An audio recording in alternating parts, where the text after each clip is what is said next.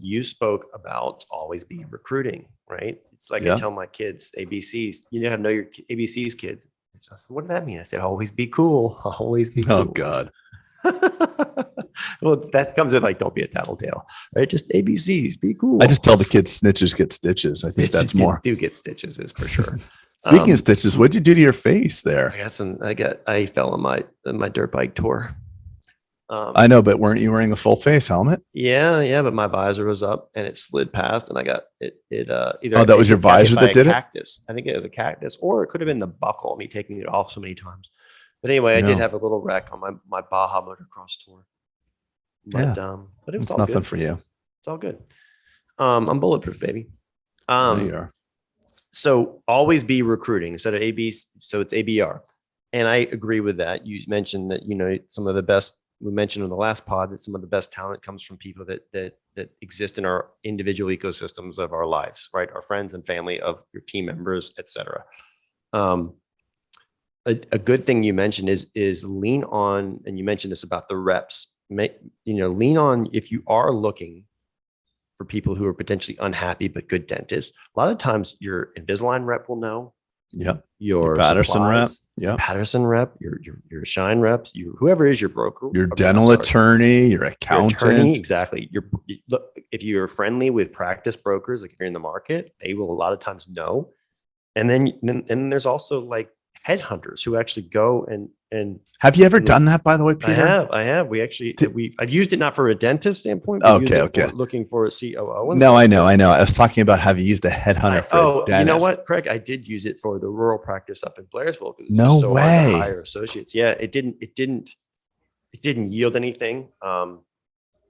But yeah, I'd be so curious to know how they would know. There's such a, and I think this is important as well. They don't mind poaching is the point. They don't mind poaching. I know, but they don't understand. Therefore, you're not poaching by proxy, meaning that's not free. Yeah. That's a hired gun doing it. And that's their business model. Therefore, you are out of the loop. In defense, we don't poach either, but we're always looking for people that are unhappy where they are. Right. You asked that qualifying question. I'm not saying that you're poaching. I'm saying that I said don't poach, but that's a whole different scenario when someone's business model predicated on that. Like it's not your issue at that point.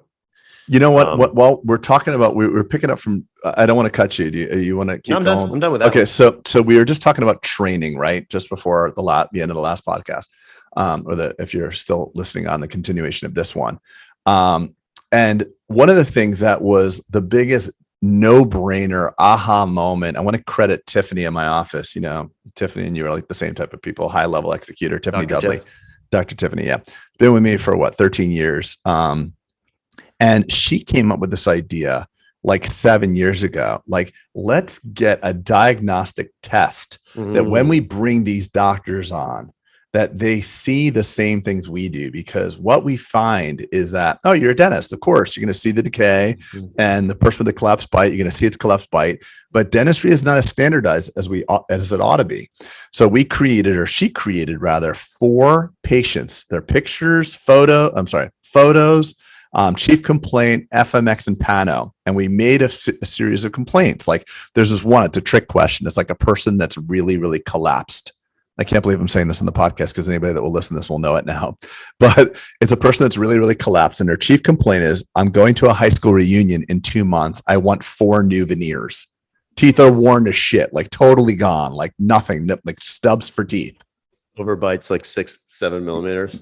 Yeah, literally touching her mental nerve, like way, like 300% overbite, and the teeth are worn out. And then the chief complaint is, I'd love to get my 4 front teeth fixed for my high school reunion in 2 weeks or a month.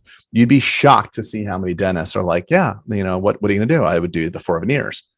And then it's like, well, did you see anything that would bother you about that? No. I'm ready to go. She has a month. So I think the lab turn around, and it's like, okay, at least you know what you're getting into.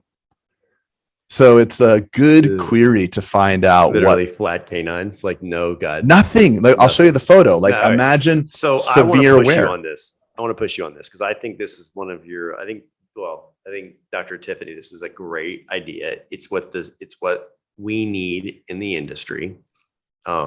I think you should get something ready for this for consumption so that we can have a test Yeah. Although then it could be cheated upon, right? Meaning that if everyone knew this test as an associate, you'd know the answers and what the right thing to say. But it's a great We idea. could continually populate it.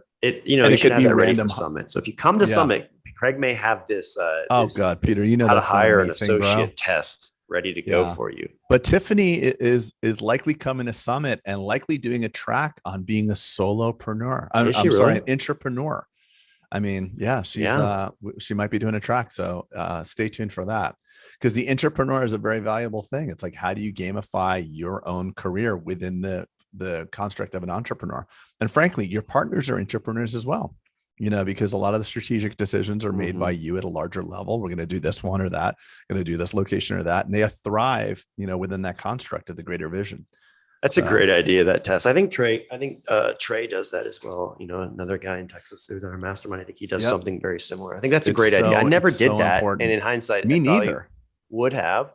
Luckily I did. I dodged I dodged bullets. I didn't get any, you know, I got, well, really you got really quite a fortunate position in that, you know, with the residency program and they were vetted by each other. Yeah. Yeah. So you get to see doctors for 2 years and their performance for 2 years. Most of us just get to meet them. And the next a week later, a week later, they're actually working on your patients. It's not even right out of school. Some of the guys have been practicing for 15 and 20 years and they just didn't see the stuff. So it's amazing. Okay. So leveraging that was my reps. last part on no, training. I think that's good. Leveraging reps. Also, another tip is like, if you're, you know, I think where you're going with that, Craig, is that like the question, quote unquote, are you hiring? And you're always hiring for top. You and I are looking for associate doctors. Like right now, if there's someone listening that wants to live in the Atlanta metro region, hit Peter up. If you're thinking about moving to South Florida, thoroughbred, hit me up. Hit me up too. 100%. Like there's like, we'd love to, you know, have more opportunities. And I know you and I, Peter, are the type of people that when we meet great people like you have in the past, we build opportunities around them. So like your Blue Ridge guy, you know, I'd love to practice in Blue Ridge. That's my hometown. I love it. Okay, guess what? Boom, practice in Blue Ridge is built. Yeah, let me build you a 14 operatory practice. Let's go. Yeah. Can you get your wife to work there too? Yeah. Okay. Yeah. All right. I'm the same way. Great. You know, I'll literally build 8 more operatories, 10 more up. What do you need? Well, it's the truth though, man. Yeah. People are the great differentiator. Yes, for sure. So I think that we're very, for all endeavors, by the way, there's I'm sure there's not a baseball managers podcast, but if you think about the managers of every baseball team, they're not sitting around the table thinking like how to like get better branding. They're like, how do we get the most iconic players to join our league? Mm-hmm. It's or how do we moneyball this and find the best players that are undervalued based on statistics of where we need them in our organization, which is like, that's what I always call the culture index that Dwight teaches us about. Dwight Pecora teaches about the culture index, which I think is like Moneyball for dentistry, right? Finding where that superpower is for that person that you need to put on your bus, so to speak. Bus being the practice. Sorry, we digress. Okay, so make sure that in the are you hiring, quote unquote, make sure you're having something on your website that allows people to know what positions you're hiring for, and make sure that doesn't just stay static all the time. Make sure it's changing, update, you know, maybe it might say updated to 14, hiring a hygienist, and then have a cool description. And then even going further, what you might want to do is have a video that talks about why, you know, hey, I'm Dr. Smith. You know, if you're a hygienist out there looking to, you know, a video that talks to them, because like video, I think is so transformative for patients to come on board to your practice. I think it works the same to hiring people.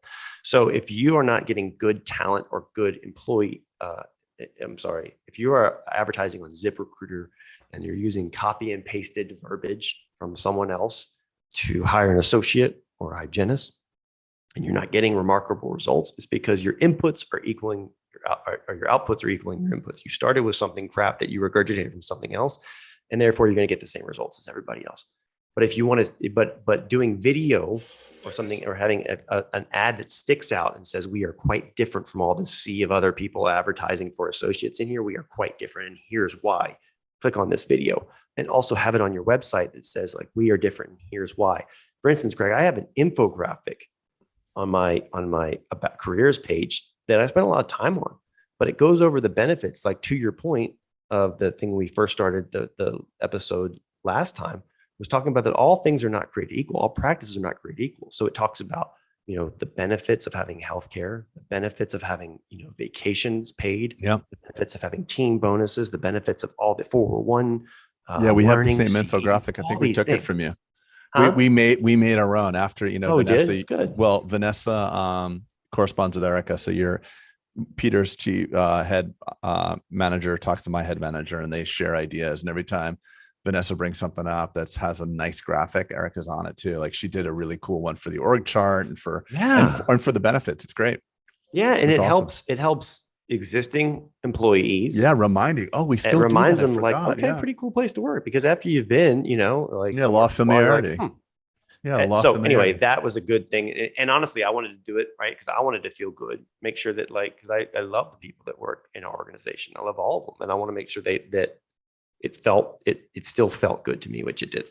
So anyway, if you think of yourself in the shoes, remember the days when you used to be looking for a job. What would appeal to you? If you would not respond to your own ad, then spice it up. Be different.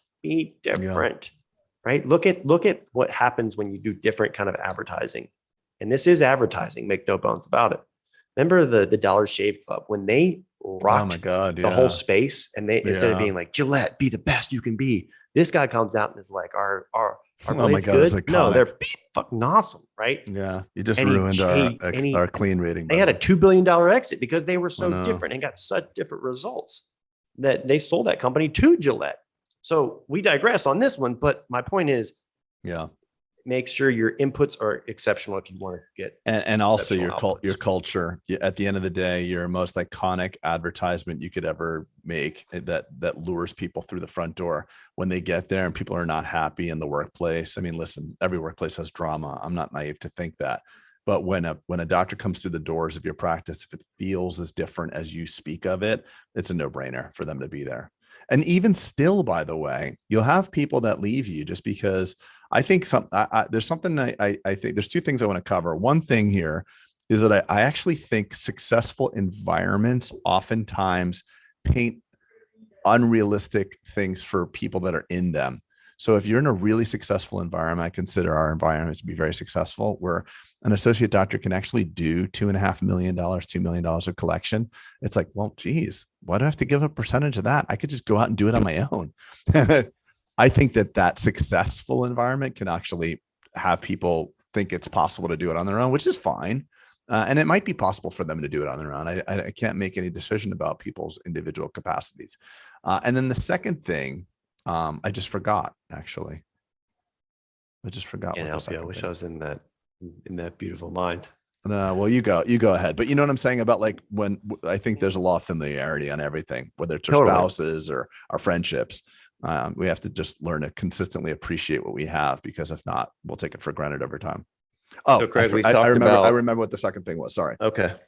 So I know we're talking about retaining and hiring associates, but I think this is relevant. I was having a conversation with Erica this morning, and we're making a very big strategic shakeup. Don't name names, but who's I'll tell you after the podcast, but there's somebody that I know, needs to be replaced and moved around in an administrative role.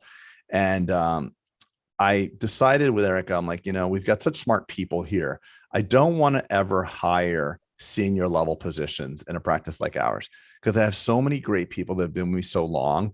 I'd rather take people and promote from within. And the only administrative / operational people that are going to come on are going to be in like the auxiliary role. So like, I want to elevate all my people to like, higher level executive roles, because they're really capable of it. They really understand it at this point. And I don't want to bring in I don't want to hire from outside. Like, I don't want to hire like ops and, I might get part-time CFO help and things like that, strategic, like kind of contract basis help. But I don't know why I'm telling you this, but I think it's important that I've just made the decision that everybody here is going to grow from within. I just like that idea. Of course. Yes, meaning that, an assistant turned a Stereotech, turned into assistant, turned into office manager, could turn into a COO. Yeah. I mean, look, advancement, thoroughbreds need advancement. They need bigger pastures sometimes. And when you have a bigger organization, it's a bigger pasture. Yeah, we have to pave those ways. 100%. Or maybe build a different paddock for that horse to go into, which is what I did. Sure. You created a big pasture and I created different paddocks of sure. Hey, go here and let's do this office now. And you can run this one, so to speak. Sure. But I agree with you. So we've talked about when to hire, how to hire. Not all associate percentages are created equal. How to find. The only two things I have left on here is how to train and how to get them busy. And you and I both kind of alluded to how to get them busy in the beginning. But I think that's after some of these per diems start wearing off. And, or I shouldn't say the per diems wearing off. What I mean to say is I think it's after they've gotten good with verbiage and culture and know how the phone team works. And, like I'm saying, there's some learning that goes on with that. And it can't just be jump in and all of a sudden do 8 hours of dentistry a day and clock in and clock out like, Fred Flintstone. Yeah. So how do you train, Craig? That's a long one. I'd love to tell you it's, so my role in the practice now is I want to be a support to everybody here. I want to pour myself into everybody, every single person here with whatever they need. If it's, Invisalign training, or I do these meetings called the Unlock Your Potential meetings where I sit with each person to kind of grab career development. I'll do whatever it takes to help each person feel fulfilled and reach their level of career development that they wish. Mm-hmm. The actual training, let me just break that question down. Like if it's a hygienist, that's in the hygiene lead. I don't get involved with hiring, firing, any of that with the hygiene. Right. If I do that, I oftentimes you're not the a wrong decision. So that makes sense. Yeah. Doctors, a lot of the training as far as processes, that's out of my hands as well. I find, the other leaders in the practice are better equipped at it. To go through that stuff. The ones that have been onboarded by let's say the Ericas of the world have a very successful integration. I'll be their support clinically. And if they have challenges with enrollment and stuff like that, I'll be there to help them. But by and large, I let those doctors, after they're kind of into the fold, express themselves in their own unique way. We do a very heavy vetting process in the beginning, and then it's really just about our ways, like learning our ways. And that doesn't really require me too much. It usually requires me to support them upon just their own personal challenges. So I know that's a long-winded answer, but I help people in the domains that I'm really good at, and some of the details about here's how you write your notes, and here's how the payment, and here's how this and that. Here's how you don't do this. I don't do it just because it's not my zone of expertise.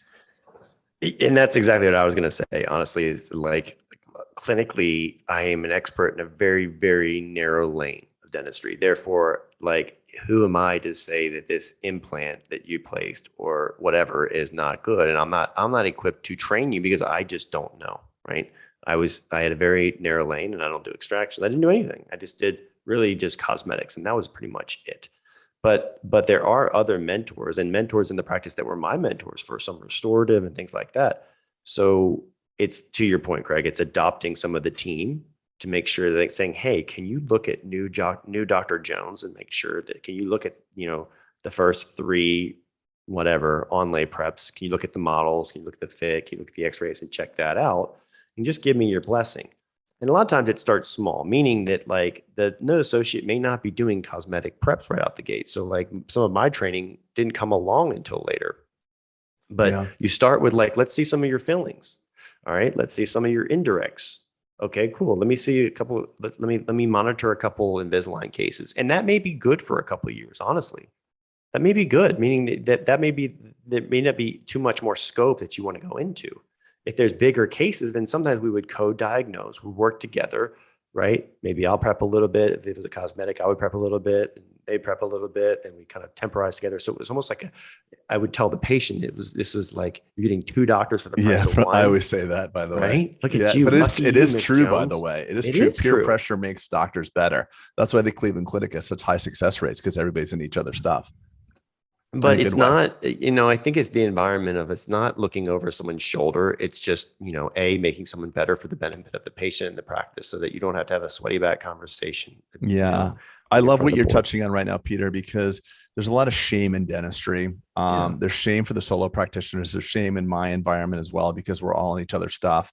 And I really just try to always break it down. I've made mistakes, Peter. You've made mistakes. We've done everything right and had patients not like us. These things happen.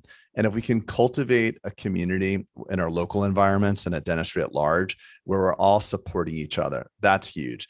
Like Dr. Alfredo, I'm going to give him a shout out, by the way. He's actually a clinical like genius. Like his hands are just, he cuts teeth like great, like looks like a machine did it, Hmm. and he has come into our practice several times to help out another provider where like they needed some remedial clinical training. And he does it in such a way where it's not, I'm better than you. He does it with a way of making the provider feel good in the process. And it's really tricky to go through that. So, sometimes you got to eat a shit sandwich a little Yeah, bit. that's science too. It's like training someone without being condescending. Right, right. Right. Like I'm And here, I and got that's your huge. back. Yeah. Yeah. It's And like, that's what hey, yeah, dentistry you needs know what? more of. It looks great. What I would have done though is maybe a little bit like this kind of thing. And next Or, time, hey, let's what are you just, using? What cement are you guys? This is yeah. debonded. What are you using, guys? What are we doing here? Hey, like Dr. Mike in my practice, every Sunday he sends an article to the entire doctor team, like, hey guys, happy Sunday article. It's like this clinical dialogue, and they're creating study clubs on their own. And they're just like, it's a rising tide floats all ships. And if we all become better, we're here to help each other. And listen, we do have struggles. We have doctors that come on board and they need some remedial help. And that's just normal. You may not necessarily have a bad doctor.